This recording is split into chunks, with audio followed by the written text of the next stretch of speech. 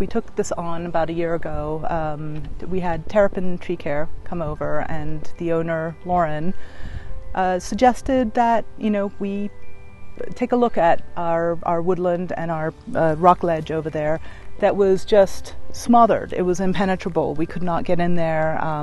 It was full of multiflora rose and oriental bittersweet. You name all the invasives, we had it here. And my husband's inclination was usually just to take a high wheel lawnmower and just mow it all down. And Lauren suggested that there may be some really cool things in here if we just tackled the invasives.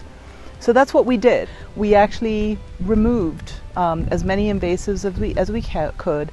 We created these paths so that we would have access to monitoring how things are going. So some of these are not native. This is, I believe, a linden by Burnham. We chose to pick our battles, meaning that the oriental bittersweet, the multiflora rose, the barberries, and things like that were a lot more of a priority for us.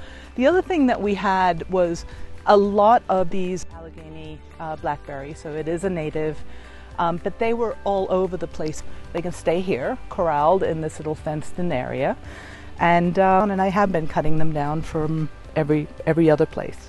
About this time last year, I did not really know the difference between a maple leaf and an oak leaf, so I have learned a tremendous amount in the past year. It's become my new hobby and my new passion. The species that we found were we have tons of black cherries, we have some beeches, we have a lot of pignut hickories. These are all goldenrods here. I know there are a lot of them, but I sort of figure, again, I might edit them at some point, but they're not doing any harm. This one was a nice surprise. It's a pink azalea. It's called a pinkster, and I have quite a few of these. But these are native azaleas. They're in the rhododendron family. It's beautiful little pink flowers. But these bushes were just full of them all over. We've got an oak tree here. We've got a sassafras, a small sassafras, and then here's a dogwood. And we have quite a few of these just growing naturally in here. And again, these were all completely intertwined and being choked out by oriental bittersweet. We have some hazelnut, American hazelnut, which is, really lovely. This is witch hazel.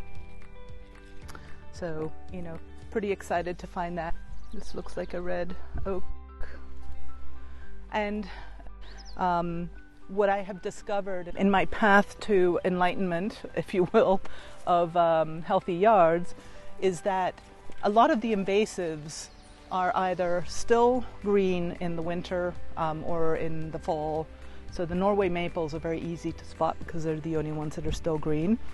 And in the spring, I was picking out all the multiflora rose because they're the only thing that sort of is green. So this one is actually kind of cool. It's a sweet gum. Just doing a quick eye naturalist. This looks like a common hop tree. But just lots of really, really cool stuff in here that I'm discovering on a daily basis. This is another pokeweed. Just looked that one up.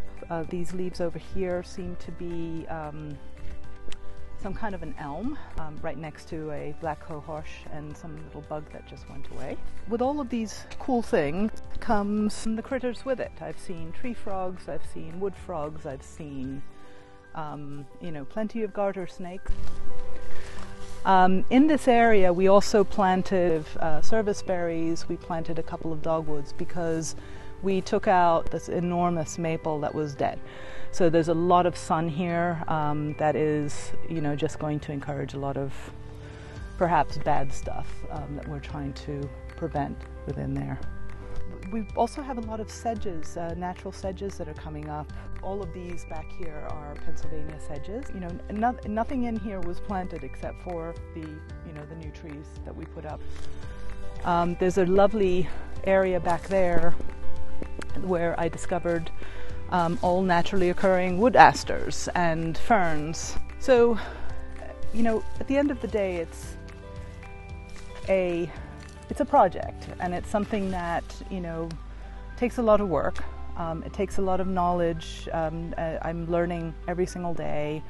Again, it was something that I just never thought I would ever be a gardener or someone who would be out there with gloves on and a marsupial pouch. And anyway, I hope you can adopt this or adopt some of the ideas. Thank you.